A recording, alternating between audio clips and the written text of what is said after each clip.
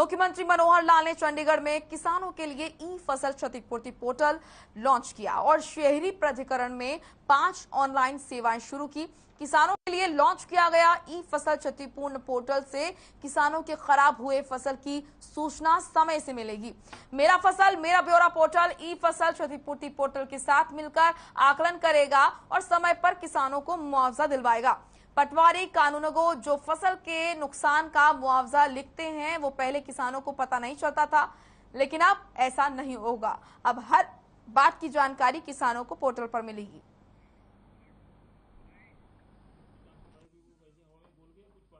Ease of living के नाते से एक बहुत से जो कार्यक्रम चलाते हैं उसी में से ये आज 4-5 सुविधाएं जो बताई गई हैं वो उनके लिए हैं। और जो तीसरा बताया गया एक प्रकार से कमर्शियल कंसर्न जितने हैं, चाहे वो इंडस्ट्रीज है, चाहे वो व्यापारी है, चाहे वो अपने किसी भी प्रकार का अपने कार्यक्रम को जनता में पब्लिसिटी के माध्यम से उसको प्रमोट करना चाहता है, तो एडवर्टाइजमेंट पॉलिसी ये अर्बन लोकल बॉडीज के नाते से ये एक पॉलिसी ये दी गई है। तो मोटे रूप से अलग अलग वर्गों के लिए ये तीनों चीजें की गई। जहां तक ई फसल क्षतिपूर्ति की बात है, हमारे FCR साहब ने चीजें बताई हमको कि किसानों को किस प्रकार की कठिनाइयां आती थी, किस प्रकार की शिकायतें वो करते थे और उनकी संतुष्टि करना बहुत जरूरी होता था। फिर बाद में पटवारी लेवल पर, तहसीलदार लेवल पर, DC, SDMs वो सब लगते थे, तब जाकर के कुछ संतोष हो पाते थे, कुछ नहीं हो पाते थे।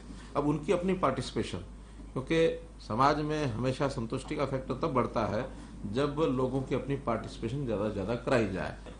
वैसे तो बहुत पहले भी विज्ञापन पॉलिसीज बनती रही हैं, लेकिन कोई ना कोई कमी उसमें हमेशा ध्यान आती रही है, एक्सपीरियंस के हिसाब से भी ध्यान में आता है। लेकिन उसके अंदर जो गलत फायदा लोग उठाते थे, उसके अंदर उसका जो रेवेन्यू को लॉस होता था उसको कैसे रोका जाए और कैसे पारदर्शी तरीके से ये विज्ञापन की साइट्स उनको दी जाए। इसमें चाहे सरकारी साइट्स हो, म्यूनिसिपैलिटी की हो या प्राइवेट साइट्स हो, इसमें सबके लिए एक अलग से तरीका बताया है। खेलो इंडिया का कार्यक्रम जैसा आपने बताया है कि कोविड के कारण से लगातार टलता आ रहा था, अब उसकी तिथि निश्चित हो गई है। 4 जून से 13 जून तक पंचकुला में ये खेलो इंडिया के कार्यक्रम होंगे। इनमें 25 खेलों का एक लिस्ट है, उस 25 खेलों की कंपटीशन सब होंगे। लगभग 8,500 खिलाड़ी और जो उनके साथ आने वाले तकनीकी अधिकारी हैं, कोचेज हैं, रेफरीज हैं, वो सब आएंगे। उनकी सब व्यवस्थाएं ठहरने की, उनके ट्रांसपोर्टेशन की, उनके बोर्डिंग लॉजिस्टिक जो भी तय करने थे वो सब फाइनल हो गए हैं। करनाल में कार्यक्रम रखा है महर्षि कश्यप जयंती, उनकी जयंती 24 मई को आ रही है, तो करनाल में ये बड़ा कार्यक्रम होगा। और उसके बाद जून में संत कबीर जी की जयंती 14 जून को आ रही है, रोहतक में एक बड़ा कार्यक्रम प्रदेश स्तरीय ये कार्यक्रम हम करेंगे। कि जो स्थानीय निकाय के चुनाव हैं, चाहे वो शहरी हैं चाहे ग्रामीण हैं, वो हमने चुनाव आयोग को अपनी ओर से क्लियरेंस दे दी है। तो उनके जो फॉर्मेलिटीज हैं, जो उनको अपने काम करने हैं, चाहे वोटर लिस्ट का है चाहे वार्डबंदी का है, वो सब पूरा करने के बाद कभी भी ये चुनाव आयोग द्वारा घोषित हो सकते हैं। भाजपा का परिवार बढ़ता जा रहा है, लगभग सब शामिल हो गए। कुलदीप बिश्नोई जो आपसे मुलाकात हुई थी, तो क्या स्थिति क्या है? मित्र हैं, मिलते रहते हैं, मिलना चाहिए, क्या बात है। चलिए अब खबर उचाना से है, जहां जेजेपी प्रधान महासचिव दिग्विजय चौटाला ने जेजेपी कार्यालय में ऐलान करते हुए कहा कि जिस दिन जेजेपी के 46 विधायक होंगे उस दिन चंडीगढ़ के दफ्तर जींद में खुला करेंगे। जींद को राजधानी बनाने का काम करेंगे। जेजेपी शरीर है तो इसका दिल जींद जिले के लोग हैं। उचाना वालों का एहसान 7 पीढ़ी तक चुका नहीं सकते।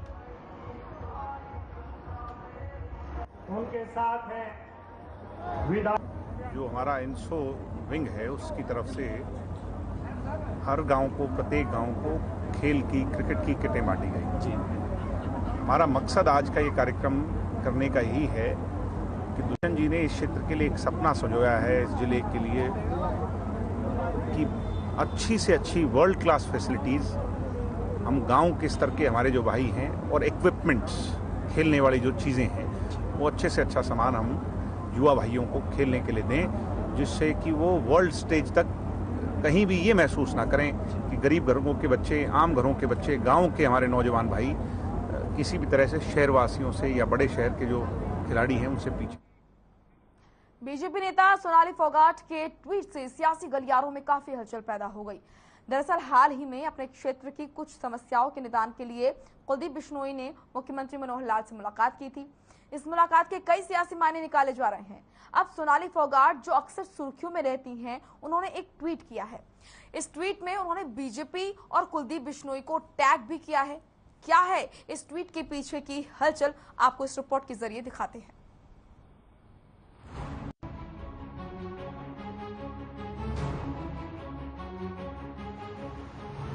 हरियाणा कांग्रेस के दिग्गज नेता कुलदीप बिश्नोई की मुख्यमंत्री मनोहर लाल से मुलाकात पर सोनाली फोगाट ने चुटकी ली है। आदमपुर से बीजेपी के टिकट पर चुनाव लड़ चुकी सोनाली फोगाट ने तंज कसते हुए लिखा है कि मेरी मेहनत का असर तो देख ए जमाने, जमीन जो खिसकाई उसके पैरों तले से, आसरा मांगने उसे मेरे ही दर पे आना पड़ा। सोनाली फोगाट ने अपने इस ट्वीट में कुलदीप बिश्नोई और बीजेपी को टैग किया है। अब सोनाली के इस ट्वीट पर यूजर्स उन्हें ट्रोल कर रहे हैं, वहीं कुछ यूजर्स इसे सही भी बता रहे हैं। कुलदीप बिश्नोई और सोनाली फोगाट में आदमपुर में विकास कार्यों को लेकर क्रेडिट लेने की होड़ लगी रहती है। कुलदीप बिश्नोई इससे पहले भी आदमपुर हलके की समस्याओं को लेकर मुख्यमंत्री से मिलते रहे हैं, जिस पर सोनाली फोगाट आपत्ति जताती रही हैं। आपको बता दें कि हाल ही में कुलदीप बिश्नोई ने मुख्यमंत्री मनोहर लाल से मुलाकात की थी, जिसकी जानकारी खुद कुलदीप बिश्नोई ने ट्वीट कर दी, जिसमें उन्होंने लिखा कि आदमपुर ग्राम पंचायत बहाली को लेकर चल रहे धरने और अन्य समस्याओं के निदान के साथ ही राजनीतिक मुद्दों पर मुख्यमंत्री मनोहर लाल खट्टर जी से गुरुग्राम में विस्तृत सकारात्मक चर्चा हुई। मैं उनका आभारी हूं कि उन्होंने आदमपुर ग्राम पंचायत बहाली को लेकर मेरी बात मानते हुए मेरे सामने निर्देश दिए। अब मुख्यमंत्री मनोहर लाल ने इस मुलाकात को लेकर कहा है कि कुलदीप बिश्नोई मेरे अच्छे मित्र हैं, उनसे मुलाकात होती रहती है। भाजपा का परिवार बढ़ता जा रहा है, लगभग सब शामिल हो गए। कुलदीप बिश्नोई से आपसे मुलाकात हुई थी, तो क्या स्थिति क्या है? मित्र हैं, मिलते रहते हैं, मिलना चाहिए, क्या बात है। इस मुलाकात के कई सियासी मायने निकाले जा रहे हैं। कहा जा रहा है कि कुलदीप बिश्नोई बीजेपी का दामन थाम सकते हैं। इससे सोनाली फोगाट असहज नजर आ रही हैं। साल 2019 में हुए विधानसभा चुनाव में आदमपुर विधानसभा क्षेत्र से कुलदीप बिश्नोई और सोनाली फोगाट के बीच मुकाबला था, लेकिन कुलदीप बिश्नोई ने सोनाली फोगाट को बड़े अंतर से हराया था। इस दौरान सोनाली फोगाट को करीब 29,000 वोट मिले, जबकि कुलदीप बिश्नोई को 56,000 वोट मिले।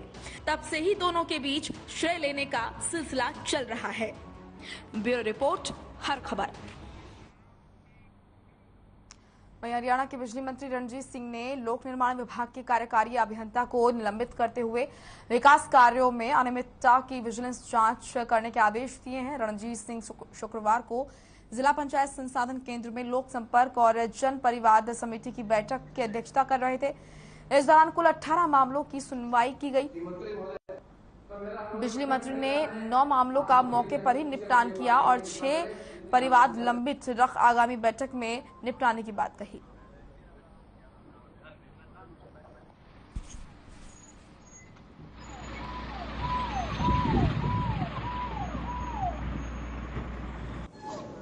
और जो हाउस में विराजमान सभी परिवारियों का भी स्वागत।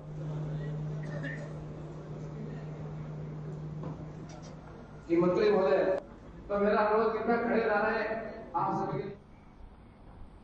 तो वहीं कैबिनेट मंत्री देवेंद्र सिंह बबली ने शुक्रवार को टोहाना विधानसभा क्षेत्र के कई गांवों में करोड़ों रुपए की लागत से बने लाइब्रेरी और जिम का उद्घाटन कर उन्हें जनता को समर्पित किया।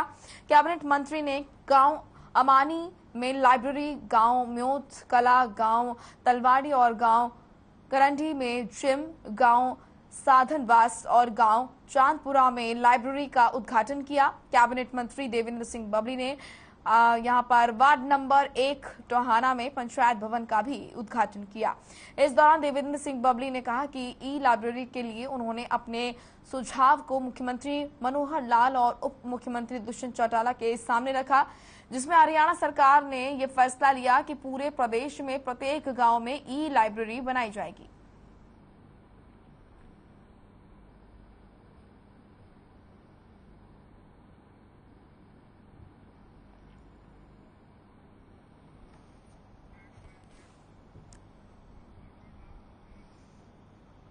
आम आदमी पार्टी के प्रदेश प्रभारी और राज्यसभा सांसद डॉक्टर सुशील गुप्ता अब बदलेगा हरियाणा रैली का यहां पर निमंत्रण देने नूंह पहुंचे। इस दौरान जनसभा को संबोधित करते हुए उन्होंने कहा कि आज प्रदेश के हर बड़े निर्माण कार्य से भ्रष्टाचार की खबरें आ रही हैं। नौकरी की भर्ती, स्टेडियम निर्माण या अन्य कोई प्रोजेक्ट, लाखों और करोड़ों लूटने की खबरों ने आम आदमी की नींद उड़ा दी है।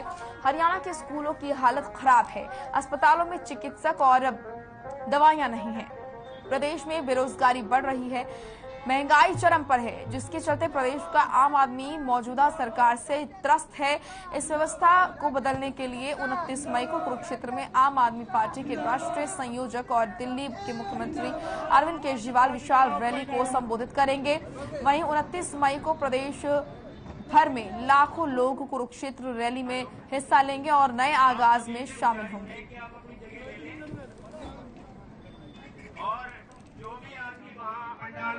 आज मैं नूंह के अंदर आया हूं। नूंह में निमंत्रण देने के लिए आया हूं। आप आदमी पार्टी कुरुक्षेत्र में 29 मई को अब बदलेगा हरियाणा रैली का आयोजन कर रही है। रैली के अंदर मुख्य वक्ता दिल्ली के मुख्यमंत्री, आम आदमी पार्टी के राष्ट्रीय संयोजक अरविंद केजरीवाल जी आ रहे हैं। वहां पर हम चर्चा करेंगे हरियाणा में फैली हुई बेरोजगारी को दूर करके कैसे युवाओं को काम मिल सकता है, कैसे नशे का कारोबार यहाँ। सोनीपत के खरखौदा में मारुति कंपनी की प्लांट लगाने को लेकर सरकार और कंपनी के बीच साइन हुए MOU को लेकर प्रदेश कांग्रेस के अध्यक्ष उदय भान सरकार पर तंज कसते नजर आए। उदय भान ने कहा कि इस तरह से 2016 में भी गुरुग्राम में सरकार ने उद्योग मेला लगाया था और उसमें भी 407 MOU पर साइन किए गए थे और 6,19,000 करोड़ निवेश की बात कही गई थी। लेकिन 6 साल बीत जाने के बाद वो साइन और निवेश कहां गया, सरकार को इसका जवाब देना चाहिए। उदय भान ने कहा कि ये सरकार केवल हवाई बातें करती है, धरातल पर किसी प्रकार का कोई काम नहीं किया जाता।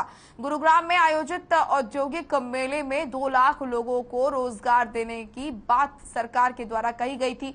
सरकार पहले ये बताए कि उनमें से कितने लोगों को रोजगार मिला है।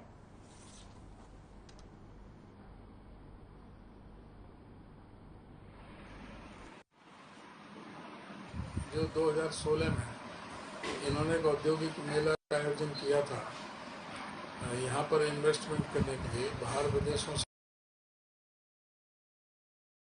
5 स्टार होटलों में इंतजाम किया गया था। सैकड़ों करोड़ रुपए उस पर खर्चा किया गया था। उसका क्या रिजल्ट निकला?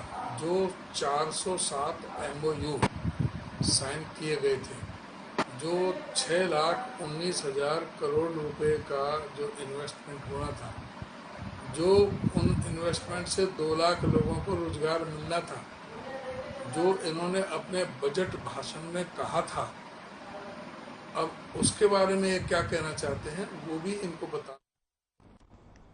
कांग्रेस नेता और पूर्व शिक्षा मंत्री गीता भुक्कल ने सोनीपत का दौरा किया। इस दौरान जनसभा को संबोधित करते हुए सुरजेवाला की विजिलेंस जांच को लेकर बीजेपी सरकार पर आरोप लगाया। कहा कि सरकार हमेशा राजनीतिक द्वेष की भावना से कार्य करती है। वहीं सरकार शिक्षा पर राजनीति नहीं करना चाहती। अपने घोषणा पत्र के मुताबिक सरकार अपने वायदे पूरे करे, शिक्षा से पूरी तरह में शिक्षा में सुधार लाया जाए। सभी क्लासों के विद्यार्थियों को टैबलेट देने की बात सरकार ने कही थी। ग्रामीण और शहरी स्तर पर सभी विद्यार्थियों को किताबें और टैबलेट मिले।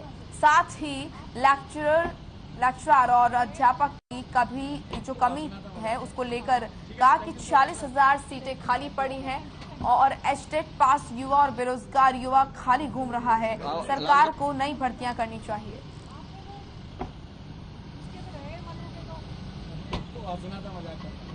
ठीक है, thank you so much ma'am. Thank you.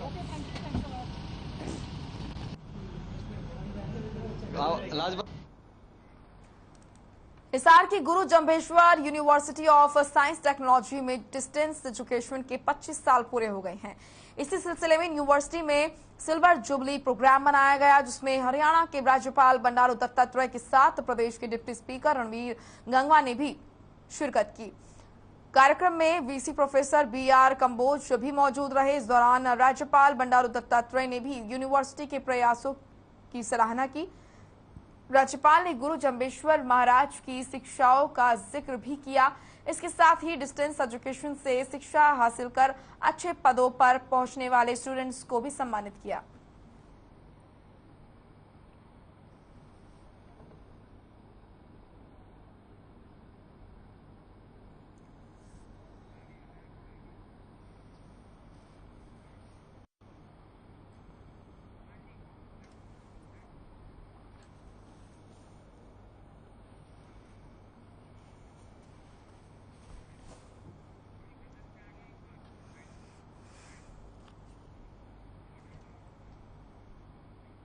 Haryana के मुख्य सचिव राजीव कौशल ने वीडियो कॉन्फ्रेंसिंग के जरिए अधिकारियों की बैठक की, जिसमें कोर्ट कॉम्प्लेक्स रोहतक के आसपास शहर के भीड़भाड़ वाले क्षेत्र को कम करने पर चर्चा हुई। उन्होंने अधिकारियों को निर्देश दिए कि रोहतक कोर्ट कॉम्प्लेक्स के आसपास के भीड़भाड़ वाले क्षेत्र को कम करने और भविष्य में शहर के विस्तार के मद्देनजर रखते हुए इस क्षेत्र में स्थित कार्यालयों को बाहर स्थानांतरित करने के लिए एक परियोजना तैयार करें।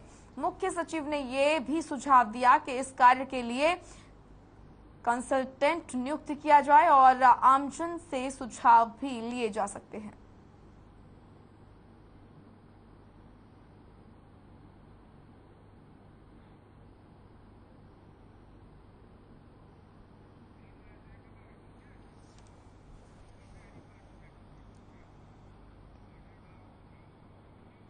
मुख्यमंत्री पुष्कर सिंह धामी ने हरिद्वार दौरे पर रहे सबसे पहले शांति कुंज में आरएसएस के नेता मदन दास देवी से मिलने पहुंचे, जिसके बाद मुख्यमंत्री ने हरिद्वार डाम कोटी में अधिकारियों के साथ विकास कार्यों की बैठक ली।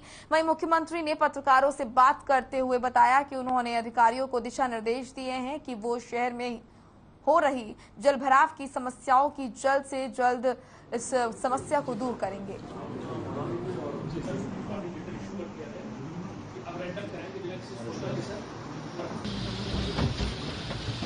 नहीं, नेशनल हाईवे के नए निर्माण के बाद जो रोडों का चौड़ीकरण हुआ है, जो नालियां बनी है पानी निकलने के लिए हाईवे से, उसके अलावा जो पुराने समय में जो पानी का निकास होता था उसमें कुछ अवरोध हर जगह पर पैदा हो जाते हैं। उसको लेकर हमने कहा है कि दोनों ही रास्ते निकाले जाए, इससे कि जल भराव की स्थिति सड़कों के अलावा अन्य जगह पर भी न हो। तो इसके लिए कहा है। और साथ ही जो हमारी चारधाम यात्रा इस समय चल रही है, आने वाले समय में कांवड़ यात्रा चलनी है, उन सब के संबंध में विद्युत आपूर्ति है, पेयजल है, हमारा पार्किंग की व्यवस्था है, पुलिसिंग की व्यवस्था है, सभी पर बात। उत्तराखंड सरकार ने चारधाम यात्रा को सुरक्षित बनाने के लिए गाइडलाइंस जारी की है, जिसके तहत यात्रियों से भी अपील की गई है। साथ ही 17 धामों पर सरकार की तरफ से यात्रियों की सुविधा के लिए सभी व्यवस्थाएं की गई हैं। बड़ी संख्या में यात्री घोड़े, खच्चर पर सवार होकर यात्रा करते हैं। वहीं पशुपालन विभाग ने यात्रा में लगे घोड़े और खच्चरों की उचित देखभाल और जरूरत पड़ने पर इलाज के लिए डॉक्टरों की टीमें तैनात की हैं। पशुपालन मंत्री सौरभ बहुगुणा ने बताया, चारधाम यात्रा मार्गों पर पशु चिकित्सालय खोले गए, यहाँ डॉक्टर्स की टीमें तैनात की गई हैं। पशुपालन मंत्री ने कहा कि स्थानीय लोगों के रोजगार का जरिया है। पशुओं की नियमित देखभाल के साथ जांच भी जरूरी है, ताकि पशु भी स्वस्थ रहें और तीर्थयात्री की यात्रा भी सही से हो सके।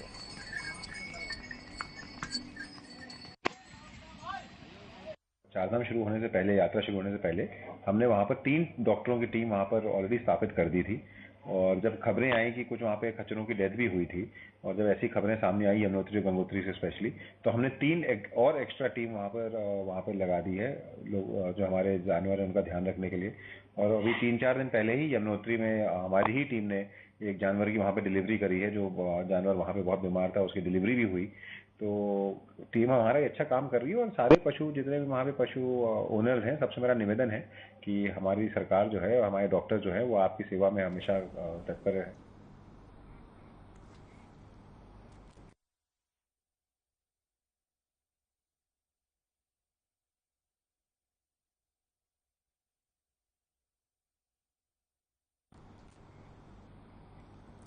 भवानी खेड़ा क्षेत्र के गांव बलियाली में करीब 13 से 14 साल के किशोर की लाश कुएं में मिलने से पूरे गांव में सनसनी फैल गई। मौके पर पहुंचे जांच अधिकारी और भवानी खेड़ा थाना प्रभारी संदीप शर्मा ने बताया कि दोपहर को उन्हें बलियाली की पुरानी बावड़ी के कुएं में एक लाश होने की सूचना मिली थी।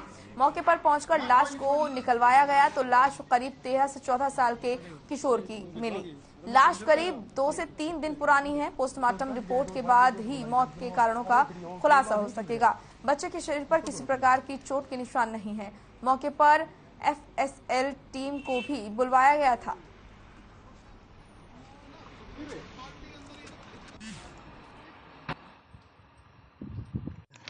हमें सूचना ये मिली थी कि यहाँ बलियाली गांव के अंदर ये जो पुरानी बावड़ी है, इसमें जो कुआं बना हुआ है उसमें कोई डेड बॉडी पड़ी है। जिस इन्फॉर्मेशन पर आकर के हमने डेड बॉडी को बाहर निकाला है।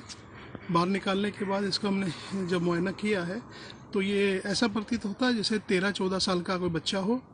और दूसरी चीज़ ये है कि जो बॉडी भी 2 से 3 दिन पुरानी लग रही है।